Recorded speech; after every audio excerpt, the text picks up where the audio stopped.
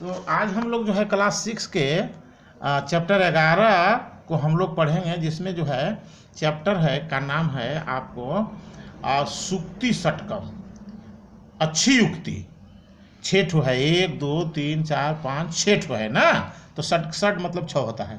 अब जो है सुखम आपतति सेव्यम दुखम मापातितम पतितम तथा चक्रवत परिवर्तनते दुखानी च सुखानी च।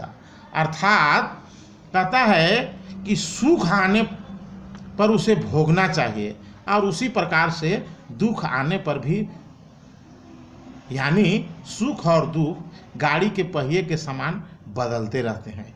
अर्थात सुख और दुख जीवन का क्रम है, ये चलता रहता है ना, कभी सुख तो कभी दुख। ये कभी जो है स्थिर नहीं रहने वाला है, सुख और दुख। जैसे चलने पर गाड़ी के पहिए ऊपर नीचे का हिस्सा उलटते पुलटते रहता है, उसी तरह से जीवन में सुख और दुख हमेशा आते जाते रहते हैं और हमें दुख को भी झेलना चाहिए और सुख को भी उसी प्रकार से हंसते खेलते झेल लेना चाहिए, बिता देना चाहिए। दूसरा श्लोक जो है कहा गया है कि माता शत्रु पिता बैरी एनु बालो पाठिता न शोभते सभा मध्य हंस मते बको जथा। अब जो है कहा गया है कि माता और पिता बैरी, माता शत्रु और पिता बैरी है, दुश्मन, जो अपने बच्चों को नहीं पढ़ाते।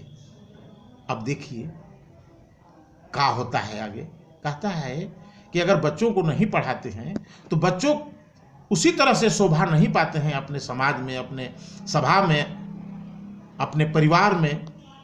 जैसे कि हंसों के बीच अगर बगुला है ना, हंस के बीच में अगर बगुला जो है ना, वो शोभा नहीं पाता है। उसी तरह से समाज में जो माता और पिता अपने बच्चों को नहीं पढ़ाते, उसी तरह से वे बच्चे जो है सभा के बीच में, अपने समाज के बीच में सुशोभित नहीं होते हैं, यानी अपना प्रतिष्ठा नहीं प्राप्त कर सकते हैं, नहीं प्राप्त करते हैं। अब आगे जो है सो बताया गया है श्लोक संख्या 3 में कि दुर्जना परिहर्तव्यो विद्या अलंकृतो अपि सन मणिना भुष्टो सर्प की मसौ न भयंकरा। अर्थात बताया है कि दुर्जन व्यक्ति को त्याग देना चाहिए।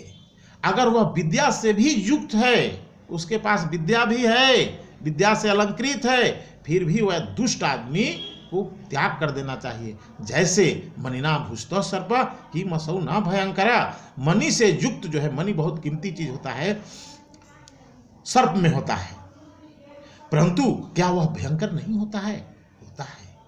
होता है ना।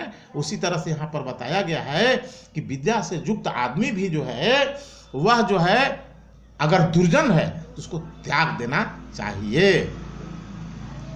अगला श्लोक, अब धन के बारे में बताया गया यहाँ, है ना, कि दानम भोगो नास्ति त्रियो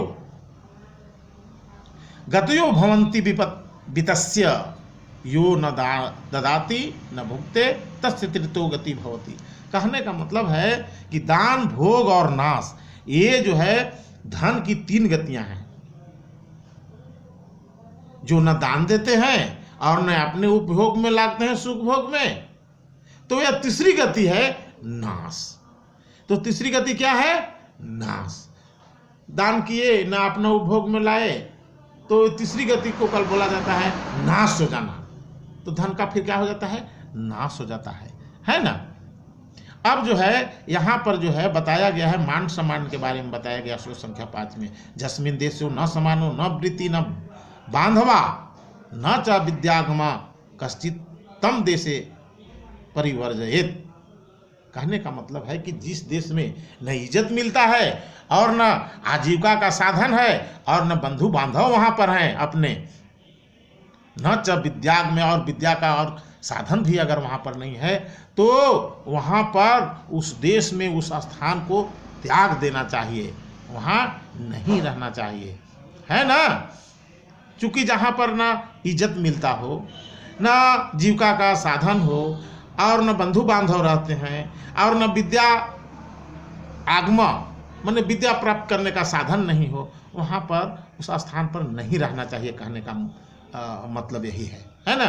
अब जो है सो बताया गया है अगला श्लोक 6 में कि जल बिंदु निपातेन क्रमशः पुर्यते घट स हेतु सर्व विद्यानाम धर्मस्य धनस्य च।